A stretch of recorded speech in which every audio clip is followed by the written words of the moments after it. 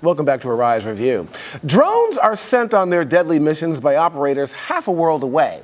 They can be effective, but they also can go very wrong. Two hostages, an American Warren Weinstein and an Italian Giovanni Loporto, were killed along with al-Qaeda targets.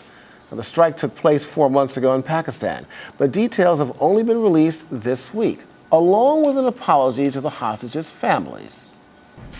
As president and as commander-in-chief, I take full responsibility for all our counterterrorism operations, including the one that inadvertently took the lives of Warren and Giovanni. I profoundly regret what happened. On behalf of the United States government, I offer our deepest apologies to the families. Well, the Obama administration is pledging to review its drone strike rules. To talk about how those rules might change, we have Professor Adil Haque, an armed conflict scholar and professor of law at Rutgers University. Despite these tragic two deaths here of the U.S. hostages, it says that drone strikes have helped to decimate terrorism. Obviously, there are pros and cons when it comes to war and what we have to deal with. Do the pros of drones outweigh the cons, in your opinion, Professor? It's hard to know because there's so little transparency around the program. The Obama administration, to this day, 10 years on, does not officially acknowledge that the drone program in Pakistan even exists. So we don't have direct information about who is being killed, how many civilians are being killed, what precautions are being taken, and what the political consequences are in terms of political blowback. The ultimate question, are we creating more terrorists than we're killing, remains unanswered and unanswerable. Well, that brings up the question, Professor, and we talked about this in the earlier segment. We heard about, of course, the president's emails being hacked, of course, the State Department. We're hearing about this a year later.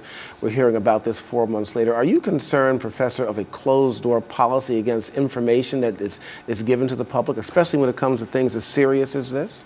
Absolutely. There can't be public oversight over a military program or a paramilitary program without information. And as an international lawyer, there's a separate problem, which is that to this day, we do not know what the official legal basis of these strikes are because they've never been publicly defended as such. When you hear the president or the State Department legal advisor or the Defense Department general counsel talking about the legality of the drone program, they're talking about Yemen, they're talking about Somalia, they're not talking about Pakistan because, again, we don't officially acknowledge that the Pakistan program even exists. I want to talk more about the drones in a minute here, but are you suggesting, Professor, that this administration perhaps has more of a closed-door policy than past administrations? I think it's basically consistent with what the Bush administration did. They did not disclose information, again, about our activities in Pakistan. I think that based on the information that we do have about how many people are being killed, it is likely that the Obama administration is taking greater precautions to avoid harm to civilians. But again, we can't know what those precautions are because we can't get inside the program to look. Is the United States the only country right now, to your knowledge, that is actually using drones in the military atmosphere? I believe that Israel uses drones in the Gaza Strip. As far as I know, that is the only country that uses them for a military purpose as opposed to an intelligence purpose. Here's the deal, though, and I think what people would say that would be proponents of drones.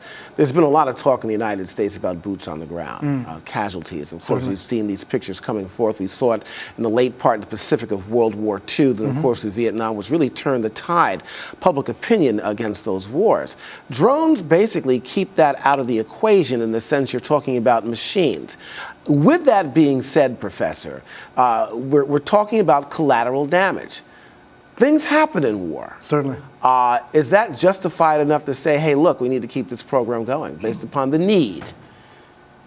So I think that one way to evaluate any military campaign is look at the amount of harm we're inflicting on the civilian population and ask, would we be willing to suffer the same amount of harm either to our troops or to our own civilian population in order to achieve the same objective? Now, the best information we have says that we've killed between 400 and 900 Pakistani civilians during the course of the drone program, many of them children. So for me, the question is, would we be willing to lose 400 to 900 American soldiers or American civilians to defeat al-Qaeda and the Taliban, or would we find find other ways if it were our people in harm's way. This is the war of public opinion, but it's also a war of popular opinion.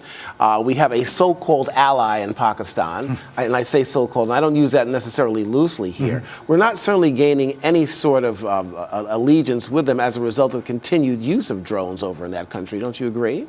I think the drone program complicates our ability to cooperate with the Pakistanis, but on the other side of things, Pakistan recently, a few months ago, captured a senior al-Qaeda leader, turned them over to us. That person will now be on trial in federal court in Brooklyn. So we are still getting counterterrorism cooperation from Pakistan, but the drone program certainly complicates things. Well, lastly, would you agree, though, that overall, if you were to look at this in terms of what has been accomplished in the fight against terrorism, the drone program has been successful or not? For me, the test, because we don't have the relevant information, the test comes down to sincerity. Would President Obama really authorize these strikes if it were American civilians in harm's way? I suspect the answer is no. I suspect he would find other ways to achieve our counterterrorism goals. I guess we'll have to wait and see. Professor Adil Haque, thank you so much for joining us today. Thank you for having me. Okay, well dressed, too.